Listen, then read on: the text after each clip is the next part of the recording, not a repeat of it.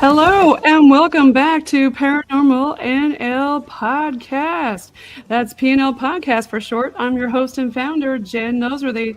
A big happy February 2025 to everyone listening in out there. This is a pre-recorded show and we're coming at you broadcasting and United Public Radio Network, 107.7 FM, New Orleans, and 105.3 FM, Gulf Coast. Listen to Paranormal NL Podcast on UPRN on Tuesdays at 5 p.m. EST. PNL Podcast is sponsored by the BOG team of Boots on the Ground. BOG team doing paranormal investigations in Newfoundland and Labrador, Canada.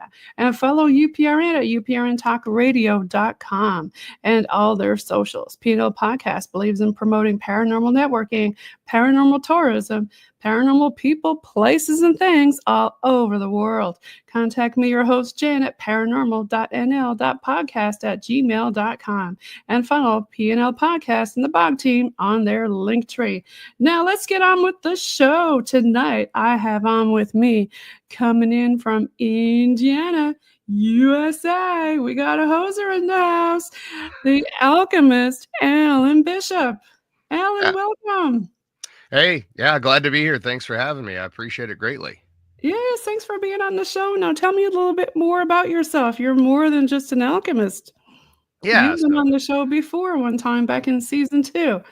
Yep, absolutely. I'm glad to be back again. But yeah, so I am a distiller by profession. That's what I do for a living. I make whiskey and brandy and absinthe and various liqueurs and all those things. And been in the craft distilling space now for about 11 years, but in the independent amateur distilling, maybe perhaps illicit distilling space for long before that. I grew up in a family full of that stuff. But I worked for Copper and King's American Brandy Company in the past, and then I was a founding member of Spirits of French Lick. We actually had a pretty good little Canadian and U.S. distribution down in Louisiana. Pretty good following down around New Orleans and Baton Rouge as well. Nice. And then I just now, in the past year, moved over to a new distillery that I have some ownership in called Old Homestead Distillery out at Patoka Lake here in southern Indiana. And that is very much sort of, I always tell people, it's kind of like if a home distiller had the money and the space to scale up, that's what we're doing at Old Homestead Distillery. So all these things that I do in the distilling space, on YouTube, etc., which I'll talk about momentarily, I'll be doing on a much larger, more commercial scale at Old Homestead Distillery, including distillery classes and things of that nature. But more than that, I am also an educator and a reenactor. I do a lot of historic reenactments, particularly around the art of distillation. Do a lot of volunteering out at George Washington's Mount Vernon Distillery. We just finished up in November, finished up a 4-grain American whiskey, which was a mash bill that I came up with that'll come out for the 250th coming up here shortly. And, that's awesome. Yeah, it's really cool. Mount Vernon is, we joke around, myself and a couple of my distilling friends, Eric Wolf from Stolen Wolf Distillery and Aiden Pemberton, that it's like the tomb, right? It's the Holy of Holies. It's the most sacred distillery in the United States to get to go and work for George Washington and make, George Washington whiskey or brandy or whatever we're doing at the time. But I also run the Distillers Talk podcast, which we talk to distillers from all over the world. I run the One Piece at a Time Distilling Institute on YouTube, where I answer questions from home distillers and professional distillers. And then I have the If You Have Ghosts, You Have Everything podcast. So that is, it might sound like those things are sort of incongruent, but for me, very much so, distillation is tied uniquely not only to agriculture, but also, of course, to spirituality. The roots of distillation are in alchemy. I consider myself a storyteller. I do a little bit of everything, really. I've written books on distillation, but the big thing that I'm doing every year now is I have started a distiller's almanac, which is somewhat like a farmer's almanac. I've always been interested. That you do that. That's awesome. I really enjoy that, and it's something. This is year number 2 that we're on now. I intend to do this every year, and I'm a big fan of the old Bibliothèque Blue grimoires, as well as the old Farmer's Almanacs. And Farmer's Almanacs, make no mistake, they're grimoires. They may not present themselves as such anymore, but that's very much so what they are. So The Distiller's Almanac is catered towards distillers and alchemists and has all the regular astrological stuff you'd expect to find in there, but also other little pieces of powwow magic or pieces of cunning folk magic or pieces from grimoires or things that I've done myself or recipes for distillation. This year's almanac actually has some tarot-based predictions for the year and that sort of stuff in it. So it's a pretty unique thing. I'm sure there's, I love not. almanacs. I always did, because they're just so interesting. There's so many different things in there. And, being Newfoundland and Labrador, our weather is just astronomically horrible usually. But it's always nice to try to see somewhere in advance, like, what's it going to be like this year, Yeah. especially for the growers and things like that, you know? Well, that's why we did it as a distiller's almanac, because way back when, pretty much every profession had an almanac. Now, they were all structured about the same in many ways, but instead of doing like the weather predictions, we decided that we do like a general prediction for the year, not weather based, but just reality based, as it were. But very much so, it's based on the ideas of alchemy of the moon affects humans, it affects the tides, it also affects pot still distillation, batch distillation. All the little things, barometric pressure, storm fronts moving in, the moon phases, all those things certainly affect the art Most of definitely. distillation. Yeah. I had our chief meteorologist here in Newfoundland and Labrador on, Eddie Shearer back in season 2, and he was talking about some pretty interesting stuff too when it comes to things like that. Now, you mentioned your podcast. If you have ghosts, you have everything. Is there any shout outs you want to give on there about some episodes or anything that stuck out in your mind, ghosty wise? Oh man, yeah. So it's an interesting concept. So the name came from a Rocky Erickson song. For people who are familiar with the band Ghost, they'll also know that song was a song that Ghost covered. But it's not so much a ghost-based podcast, although we will cover that. It's spirituality, it's folklore. We have entire Oh, I bonus. love a good folklore story. Yeah. We have entire bonus seasons that are just me reading fairy tales and alternative versions of fairy tales because I like that sort of stuff. I go back and I've done narrative things for like the Book of Enoch and the War Scroll and things of that nature that are kind of fun. Sometimes we have on guests. Sometimes it's just me, speaking and telling a story or whatever. But it's really sort of the stopgap for all the things that are connected to me in the world of distillation and alchemy. And for the things that I'm interested in, it started off as a way to try to bring distillers in to tell their paranormal stories, because there's a lot of it in the distilling space. But that turned out to be much harder than I thought it would be. For some reason, distillers seem to think that they're part of high society, and they've forgotten that distillers typically were the bottom rung of the ladder. And so they seem to be a little afraid of telling their spiritual stories. And I've found that a little disappointing over time, but there's been some great ones that we've had on there. I had Miguel O'Connor from Aeon Byte podcast on this past season. I also had his name is slipping me and I don't know why, but from Esoterica, he was on this past season as well. Both fantastic episodes.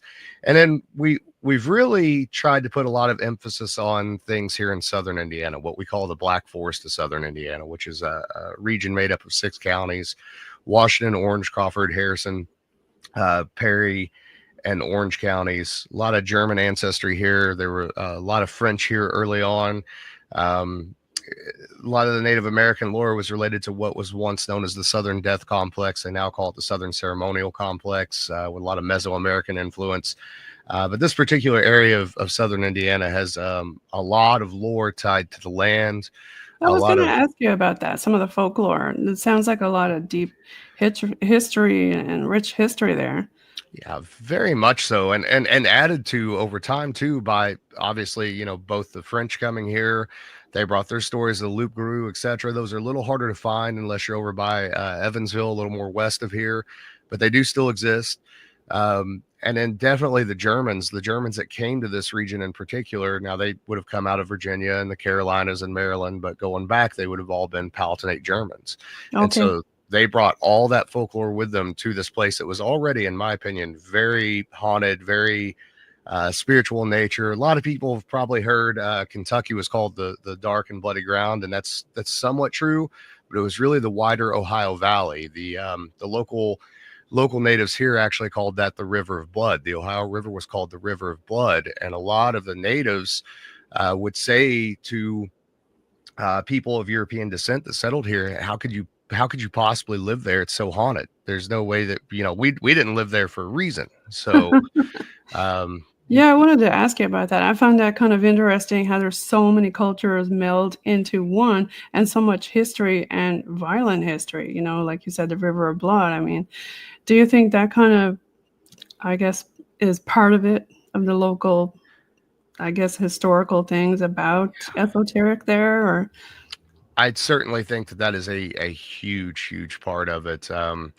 You have sort of these one sort of accepted culture and one that's still disputed, but you have that Southern death complex that we talked about a bit.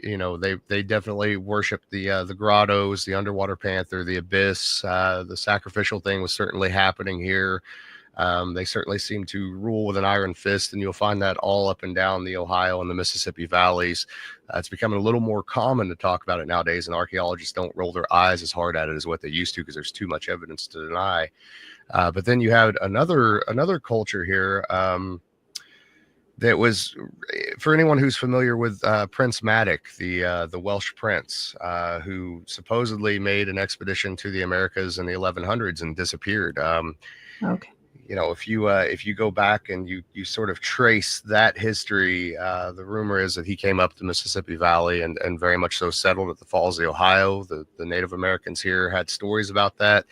The Lewis and Clark expedition and George Rogers Clark, several of the early prominent names sort of around the Louisville, Kentucky area, they talked about what they called Battle Creek. There's still a creek there called Battle Creek. It was full of skeletons wearing Welsh armor. There was an island covered with skeletons, some described as giant. We're all sort of familiar with those giant stories here in America. There's a story about how these Welshmen came in basically, and the local Native Americans, the Welsh had control of the Falls of the Ohio, and the local Native Americans wanted it for fishing ground. And it was very well protected because there was the Falls of the Ohio there also had a whirlpool at that time. It was very hard to sort of get a higher ground on these local Welshmen, but came in one night and just wiped them out in mass. Very strange stone box graves are found all over southern Indiana. There have been Roman coins found around southern Indiana, specifically around where the bridges were built between Louisville and southern Indiana. Okay. Gentleman named Dana Olson is a great author who wrote a couple books about Prince Madoc and his expedition in the 1100s. But kind of going back into that sort of haunted history of this place, of course, that leaves a scar, here on the local land.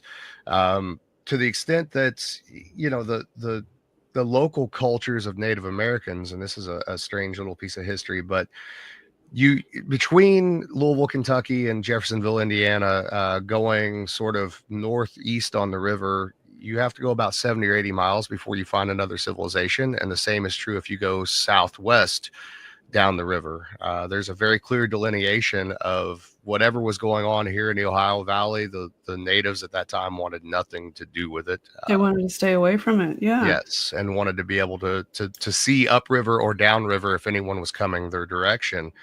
To sort of trace all this back, and this is stuff that I've been wanting to put together for a long time with If You Have Ghosts, You Have Everything. But for anyone who is familiar with any of the familial dragon blood, Scythian background, Druidic background, that sort of thing. If you trace the Druidic lines back far enough, you get them back to Scythia, back to that dragon blood thing. And the Welsh were the last of the fairy blood in England at that time. And when they get pushed into the mountains, they get pushed up against the coast, and eventually there has to be somewhere else to go, right? Right. Yeah. So it's not that hard to believe that a ship culture like the Welsh could have found their way here pretty easily, and maybe not been able to get back or never intended to come back one way or the other. But that could have easily happened for sure. Mm-hmm. Yeah. And, I like what you talked about with the land. I mean, I would say if they don't want to stay there, then there's something to it. Right. Yeah. Yeah. So do you have any of your own personal experiences, Alan? Yeah, I've got quite a few of them. I know you may have said some on season 2, but for the Mhm. folks who haven't listened to season 2, now this is season 3 we're recording. Maybe you can share a few. Yeah, we can do that. So certainly, there's plenty around the art of distillation and that sort of thing. But I'll give you um, a little hint of sort of the land spirit sort of thing, and it's actually what started off. If you have ghosts with me and my wife, was telling this story. We got to And give a shout out to your wife, Kim Bishop.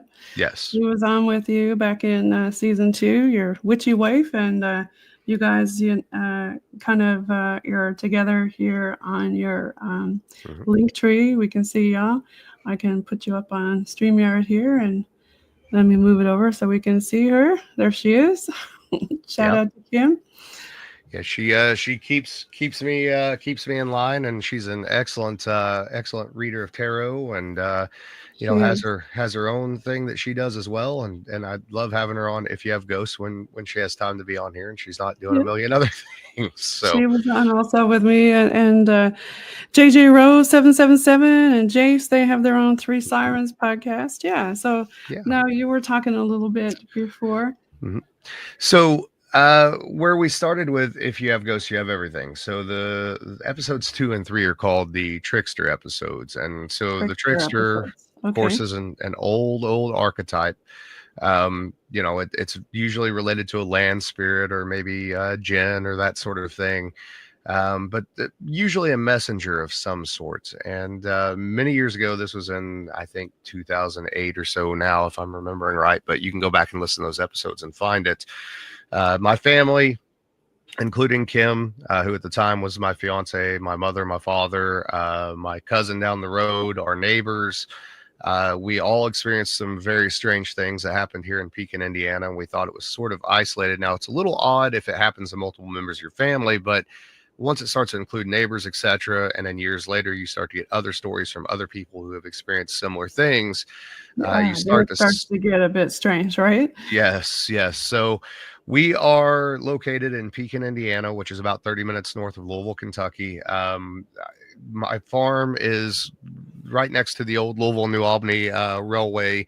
They're now turning into a walking trail. Um, Well, railroads they have, did that to our railroads too. They tore them all up, and now they're yeah, mostly used for ATVs and walking and skiing. yep. It's a whole thing, but it's going to be interesting to watch people to see what people report when they start walking this trail is what I would say, I was because just going to ask you that. there's Yeah. nobody that's lived in this little region for very long that believes in anything whatsoever that hasn't had some kind of experience, is what I've learned. So basically, it I don't even remember where it started at, but I guess it really started with we on our farm, 40-acre farm, located about a half mile outside, well, about a mile outside of Pekin, and then about a half mile away from the highway. Sort of nobody else lives back there. We had greenhouses at the time. I was farming at the time, doing organic produce, and it started with hearing odd things in the woods, hearing odd. I don't really know how to explain them. Screams, whatever you want to call them, growling noises, etc. It kind of started off with that sort of thing.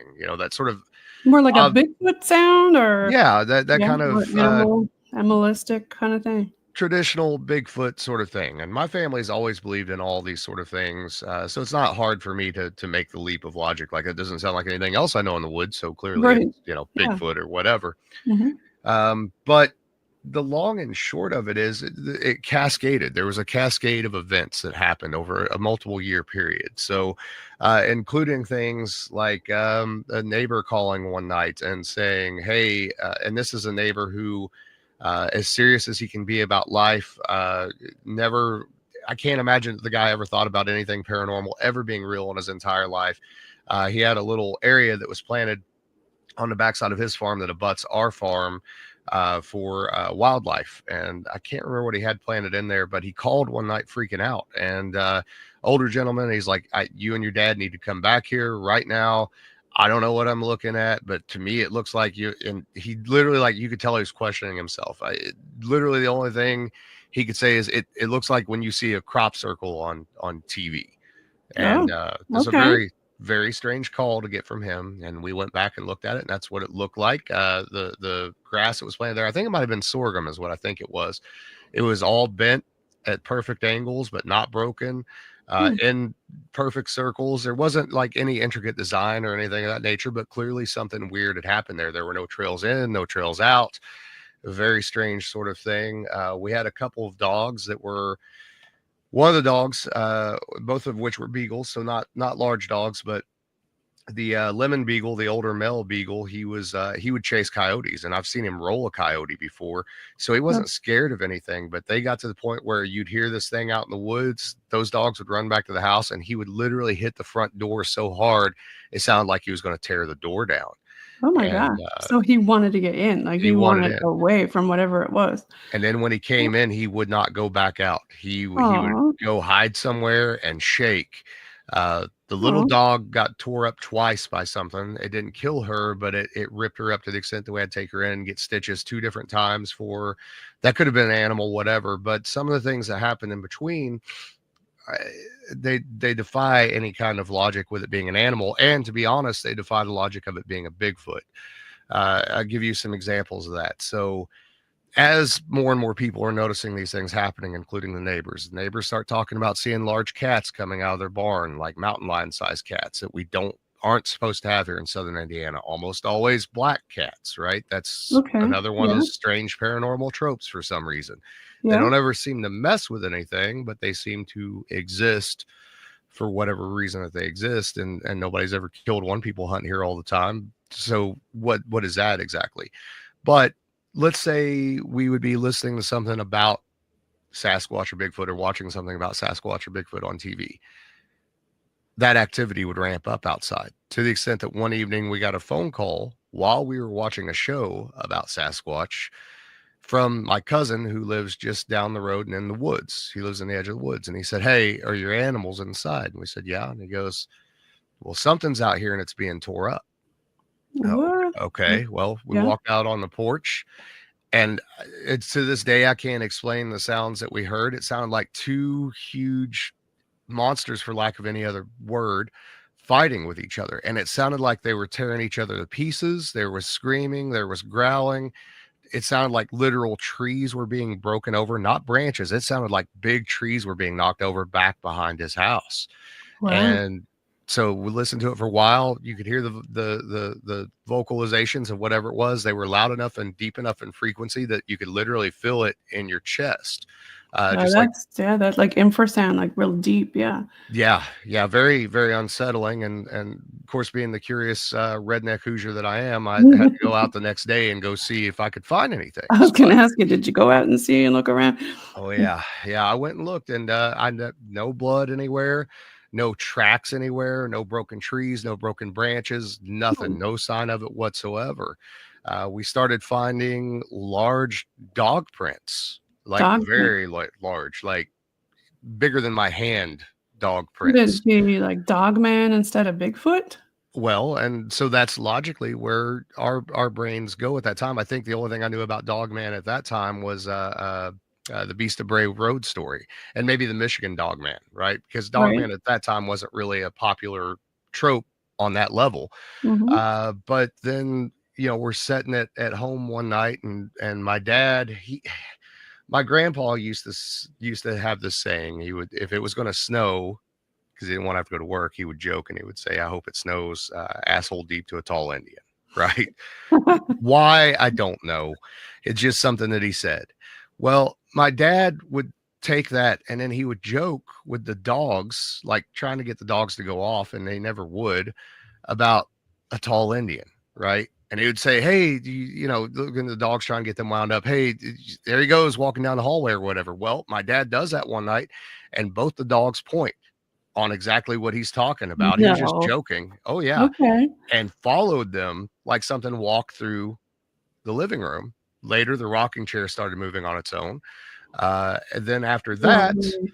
the doorway to my dad's bedroom, which was a door that would stick sometimes because it's Right. a double wide trailer, Yeah. it literally turned and opened.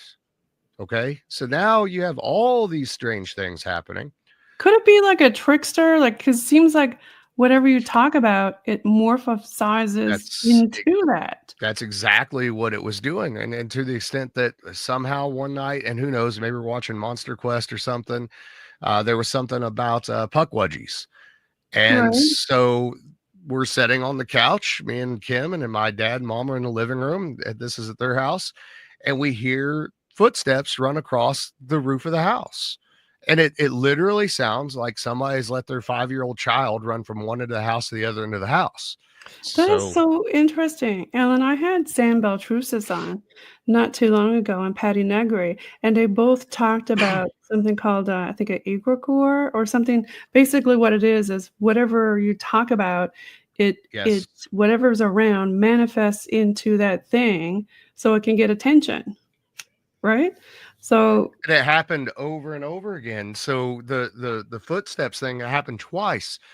And I, again, because I'm a dumb redneck and because I don't know any better at the time, and I've always been into spirituality, I've always been into magic and things like that. But when you're young and you're ignorant, you're not thinking that way. right, You're the adrenaline gets going and you're just yeah, thinking there's some kind of threat. So I went right, outside both times in the middle of the yeah, winter time with a gun, saw cool, nothing. No footprints on the ground, no footprints on the roof of the house, nothing.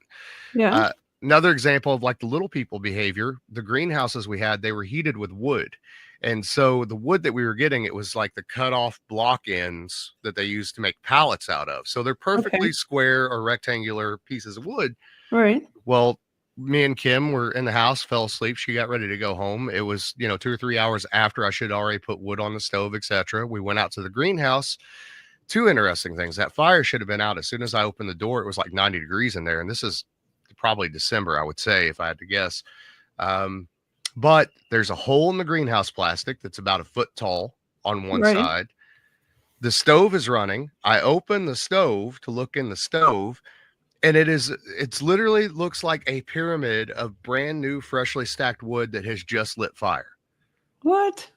What is that? Why would anything do that, right? Yeah, that's a bit weird. Unless it's just there to sort of play this game with you, or it's trying Yeah, to send you some kind of message or something.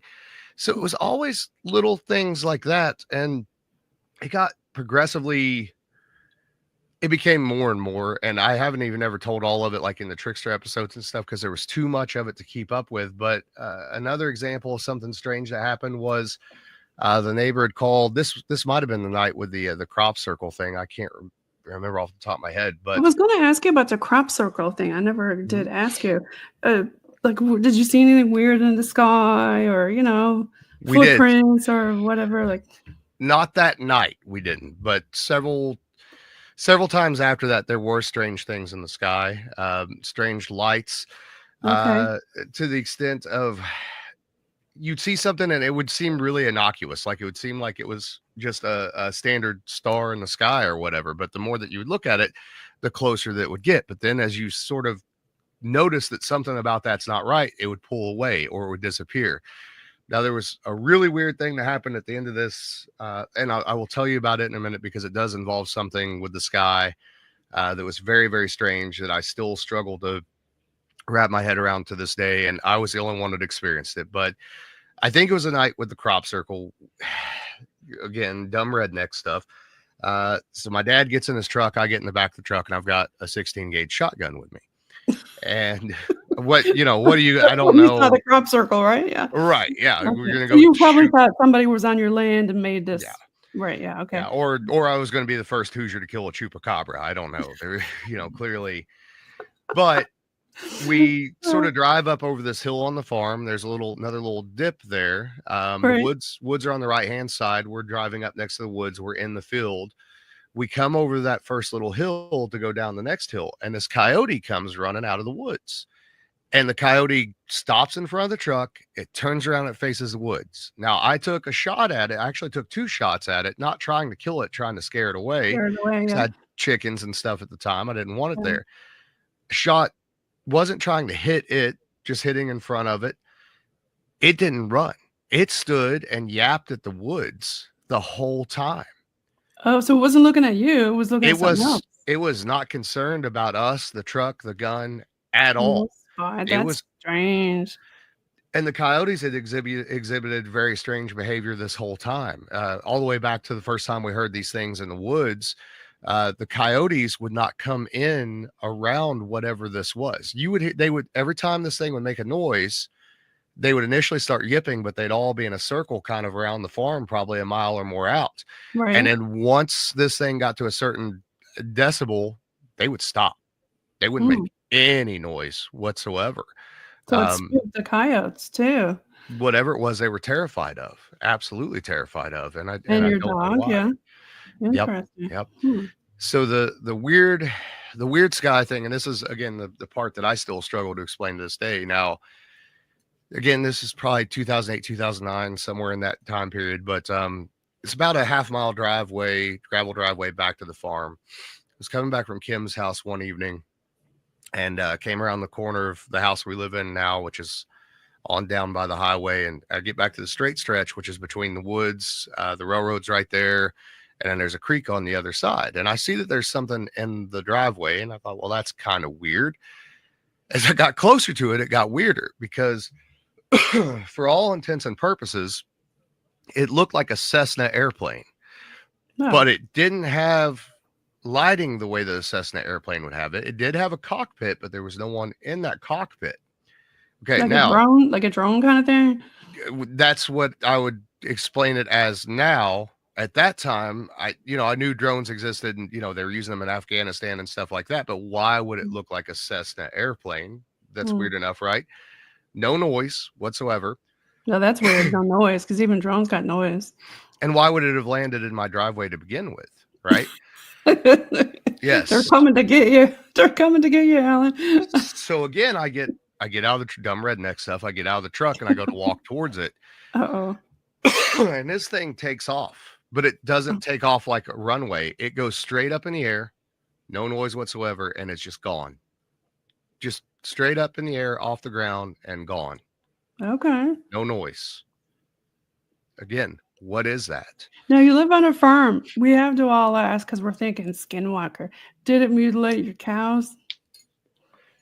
No, we didn't have cows at the time. We had chickens and we had turkeys and guineas. What's a guinea? They're related to a peafowl, but they're noisy little things. Ironically, during the time period that all this was going on, I don't think we lost any animals. And legitimately, that was enough in and of itself to tell me that something was going on, because it's pretty common for us to have raccoons and weasels and things like that that come in, foxes, etc., and kill the animals or kill birds. And that was not really didn't seem to be a concern at that point in time. Now, this all sort of ended, and here's why I came to the conclusion it was a trickster, and it was here to teach me something. I very much so believe that that's the case, and I think part of it was to get me to look deeper at who and what I was and who and what I was meant to be. So one evening, and I was starting to get fed up with this, because this is becoming a thing at this point. There's always like whatever you were talking about, it manifested into that, right? And the more it got talked about, the more intense it got. It would seem to be. Okay. So there were things that had happened to me on the farm by myself that I've not ever told in podcasts or anything like that. Just little things that would let me know that something was off. I'd be out in the cornfield doing something. I would hear something, or I would see something run through the cornfield and look like it was, just tearing the cornfield apart. And then you'd get up there, there'd be nothing there. There'd be no evidence anything was ever there. So I'd gotten to the point where I'd made up my mind, like, again, dumb redneck stuff. I'm going to shoot this thing one way or the other. So because you're fed up, right? Yeah. I mean, I don't know. Again, I don't know what I was thinking. This is like your land, like, get off my land, right? Whatever the hell you are, or heck you are. And I should have known better. And hindsight being 2020, I would never do this again ever in my life. But one evening, Kim and I are out on the porch. It's cold outside. We hear these things off in the woods again. I walk down, I don't know, maybe might have been 50 yards from the house, sort of in between the house and the greenhouses. And it's on a hillside. So it's on about a 30 degree slope, I guess. And then that slope at the bottom goes into the woods, and there's another hill on the other side. And I see several of these things, I can't see the detail, I can only see the outlines. Several of these things come out of the woods. Right now, when I say things, that could be anything. They were not distinct shapes, except to tell you that I can tell you that some of them seemed like they were on 2 legs and some seemed like they were on 4 legs, for whatever that's worth. And they definitely had glowing eyes. I lifted my gun up at the time, and it was either a 16 gauge or a 12 gauge. I don't remember, but I had slugs in it. I wasn't playing around. I'm going to shoot whatever this is. And I shot. And whatever it was that I shot made a noise that I could not possibly describe to anybody. It's a noise that I hope that I don't ever hear again in my life, and I don't wish it upon my worst enemy, because it shook me in a way that it could have all ended right then and there, and that was fine. It gave me no doubt whatsoever that whatever was going on was not of this world, and this thing and whatever the other ones were with it took off into the woods, and this thing screamed, and it sounded human, but it wasn't human. So it sounded like you hit something. Yeah. Oh, yeah. It definitely sounded like I hit something. It tore off through the woods. And again, it sounded like it was tearing down trees, big trees, not little trees, big trees. And it screamed the whole time, all the way through the woods. And then it just stopped. And of course, a skeptic is going to ask you, could it have been a bear? Not by what you heard. No. Right? And well, when I turned and I walked back up towards Kim, and she told me that, I was white as a ghost. And I said, I don't know what makes that noise. And I said, I'm done. And we went back in the house and didn't go back out that night. And the next day, I mean, for a farmer who knows animals and knows the land, for you to hear something that you can't recognize, that's something. No. So you go in the house, and the next day. The horrible thing about it, though, too, is that I immediately felt guilty and felt bad about what I did. Like, I didn't feel good about it in any way, shape, or form. I felt like I did something wrong. Even though I felt like I was doing it to protect my farm, I felt like I had done something wrong. And I don't know if that's because the noise that it made sounded vaguely human, or if it was, I honestly think it was something much more deeply spiritual than that. I think that thing was there. Say sometimes the dogman looks so human, or even Bigfoot, that when people go to shoot it, they see it has like humanoid eyes. Right. Yeah, whatever it was, it tore me up. But I will tell you this: the next day, I made up my mind that I was going to go back to the woods and go see if I saw any sign of it. Right. Okay. So, right. But this time I made sure I didn't take a weapon with me, and that was the thing. Like, anytime that something weird like that would happen, after that point, I won't take a weapon with me. Because I don't think whatever it was there to threaten me. It was there to bring me a message, and I misinterpreted whatever that message was. But we went to the woods, Kim and I, and no blood, no footprints, no broken branches, no nothing. We found where the slug had hit a tree. That was it. There was nothing else, no sign of it whatsoever. And from that day forward, nothing major like that ever happened to me on the farm again.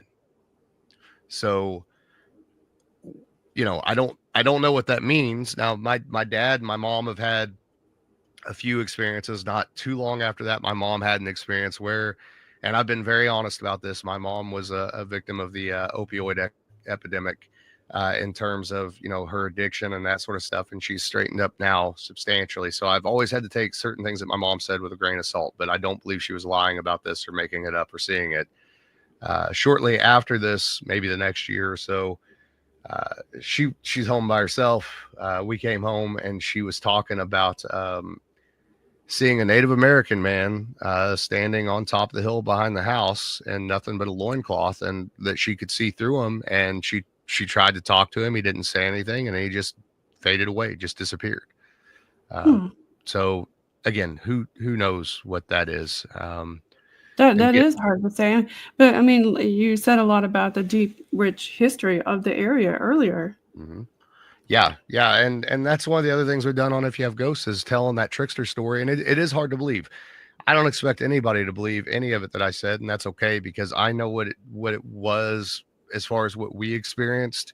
And I know what I think it wanted me to know about myself. And that was not to give in to fear over irrational things. And I needed that for the next step in my journey. But we have found other people that have had experiences not entirely dissimilar here in Pekin, in roughly the same geographic region of Pekin in particular.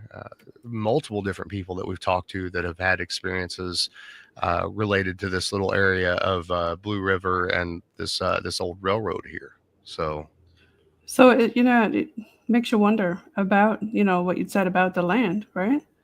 yeah, 1,000,000%. It certainly does. There's a spirit here for sure. Um, and the thing is, when I was younger, I didn't know how to use that spirit to its best advantage, but it's not a bad thing. It's not an entirely negative thing. I wouldn't say that it's a positive thing either, but it's an inspirational spirit. It's something that can be tapped into and used within the region. It sometimes, I think, is angry that people aren't acknowledging it. I can definitely say that much, or that it's not being recognized for what it is as a spirit of the land, and the land's not being respected in the way that it should be. I certainly think that that's a huge part of it, without a doubt. So it doesn't. Strangely, I will say this, and I know a lot of that does sound not entirely dissimilar to some of the Skinwalker Ranch stuff, whatever. I will tell you that there's one weird little thing from Skinwalker Ranch that we did find to be true, and it was there were areas where it didn't like digging, for whatever that is worth. Yes. Um, that was a common theme of having these experiences where, if we were doing, I was building a cellar at one point, and that seemed to have triggered a few things that happened at that time. So Yeah. Well, I have to give a little land acknowledgement since we're talking about Newfoundland and Labrador, First Light Indigenous land acknowledgement. And St. John's is our city here in major city in Newfoundland and Labrador, which is home to a rich, diverse, and urban Indigenous community. And it's located on the ancestral and unceded territory of the Beothuk. The lands and waters in and around the city have traditionally served as a gathering place for the Mi'kmaq. And the broader region of Newfoundland and Labrador continues to be home to the diverse Indigenous peoples, including the First Nations, the Innu, and the Métis. And we honor and pay respect to the past, present, and future caretaker of these territories. I had to throw that in there since we were talking about the land. Oh, absolutely. 1,000,000%. That's it's all that stuff is important. It's all relevant, you know, Oh, uh, 100%. every bit of it is. So, Yeah.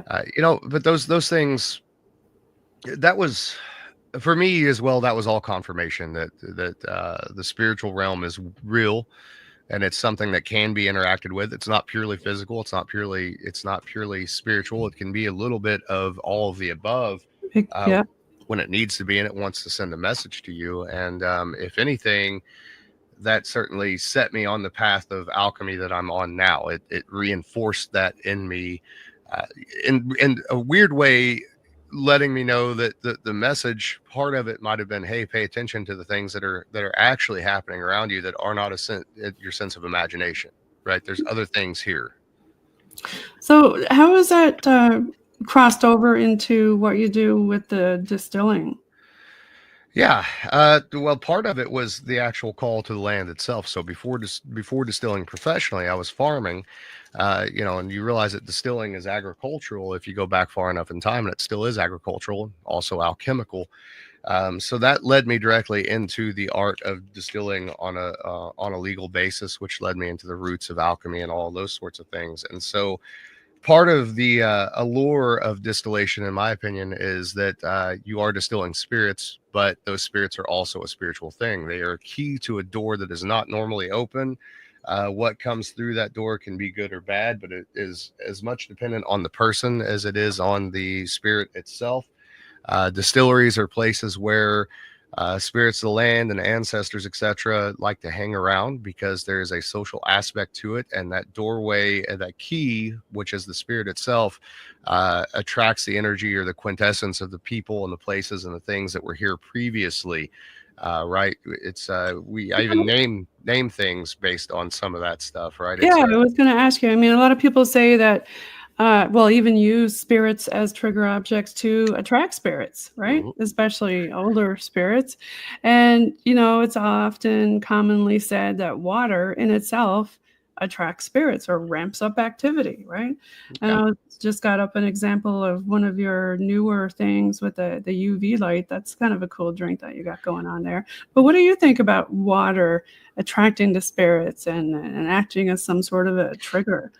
Oh, it certainly does. Living water, anyways, and that's one of my complaints about the modern distilling industry is everyone uses dead RO water as opposed to any kind of living or structured water. Water is a liquid crystal. It contains genetic memory. It contains Yes. everything that is life, and it certainly should. And the water that you put into your spirits as a distiller should be representative of that from your local terroir, and be very much a part of that spirit that you are creating and the feeling that you want to create with that too. All the way down to our terms aqua vitae, eau de vie, iscabetha, they all mean water of life. Right. The term baptism by fire actually comes from the art of distillation and from the Greeks, the Dionysian worshippers in particular, who used a form of distillation to make a low proof alcohol mixed with sulfur that could be lit on fire and poured upon a practitioner's head without burning them.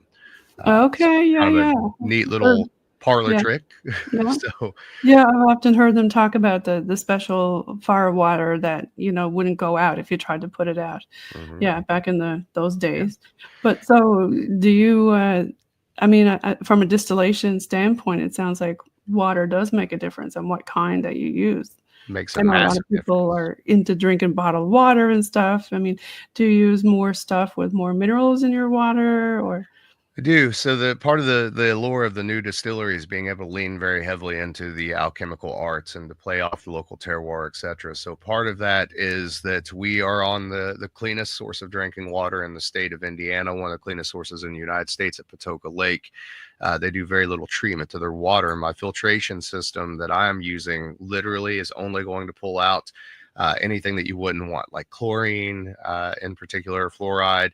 We are trying to leave behind as many of the trace minerals as we can. That's actually a part of what that land is and what it's providing to this spirit. And part of spiritual distillation, not only the metaphor of the soul changes that a human goes through, but also paying tribute to those who came before by naming products after them. We want that to be something that they would be familiar with, not only with the aromatic prospects of the spirit, which aromatics are one of the things that it seems like the spirit world really responds quite well to.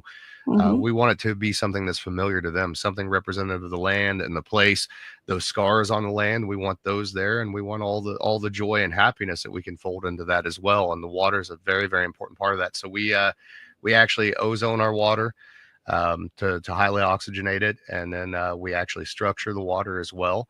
That will be a very important part of what we do.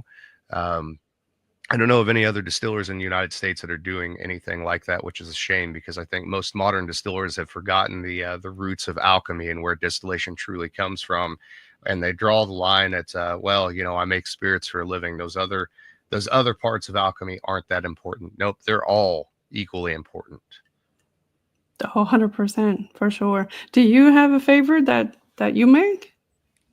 Yeah, I'm pretty fond of absinthe in general. Absinthe and apple brandy. The heritage in Southern Indiana is apple brandy, but absinthe for me is it crosses boundaries. So it's equal parts the school of distillation, the medical school in Salerno, Italy, and equal parts Greenwich or Granny Witch from the Swiss Alps. It is the closest thing to a tincture alcohol that exists, in that it is almost a solid state distillation. So you're actually making a true one-to-one tincture before you ever distill it.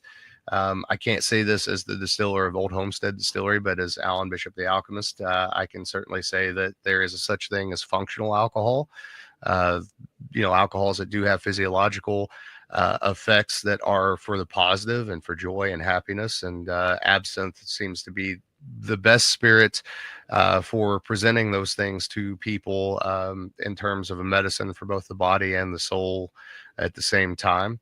I've But heard a lot of people say that about that mhm, type of product that they really enjoy it because of those reasons, right? yeah, yeah. And I just got done the green one that you just showed with the UV. That is so for anyone who is familiar with the nine herb charm poem, we basically turn the nine herb charm into an actual spirit, uh, including all of those nine herbs that Odin mentioned, or Woden in that particular case. mentioned in the Nine Herb Charms. So that's a new thing that no one's ever done before. Uh, Highly alchemical, highly pagan, highly in the heath and the heather and all of that fun stuff, or the sticks as we call it. Now, I like that you kind of blend your history with the alchemy, because I know sometimes you highlight a particular person in history and put them on the bottle. Yeah. In relation, do you have a favorite person that you put on the bottle? I so one of my favorite ones. So yeah, that real quick. So that's for me. That's also a form of necromancy, right? You're bringing someone to attention that may not have gotten the attention they deserved, or had the truth told about them when they were alive, right? And so their name is being spoken. They're brought back into the world. Their story is told again, and it's told in places it wouldn't otherwise be told. So my favorite one up to this point, and I have plenty more coming from Old Homestead, but at Spirits of French Lick, we named a bottle after a woman by the name of Maddie Gladden. Maddie was a prominent brothel owner in Salem, Indiana. She was a very interesting, very strong-willed woman. She was the granddaughter of a distiller, the daughter of a saloon owner. She took off with a local businessman's partner when she was 14 and ended up in Chattanooga, where she ran a brothel. She also had one in Nashville. She was a favorite girl of P.T. Barnum, and P.T. Barnum apparently gave her a nice parting gift when she decided that she was going to retire from the industry and move back to Salem, Indiana. When she moved back, all these rumors went around town that she was going to start a brothel there in Salem, which was a railroad town just right up the road from us.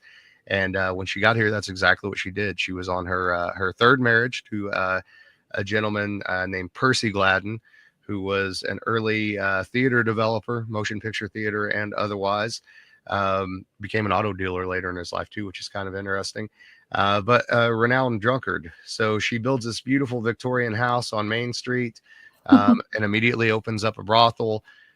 She is married to her husband there, Percy Gladden, for a little while. They get into an argument and break up. He takes off to Chicago, comes back late one night to Salem, Indiana, tries to break into the house, and from the second story window, she shoots him in the face underneath his left eye with a 32 caliber pistol. It does not kill him. He lives through it, and it must have been true love, because a year later they were married again. So What? yeah, Oh my gosh. it's a crazy, crazy story. She was able to have a brothel in Salem because there were no laws on the books that said that you couldn't have a brothel in Salem. Okay, yeah. So slowly over time, the town folk, the lady folk in particular, they kept adding ordinances until they put her out of business. But she ran the brothel in Salem for about 8 years.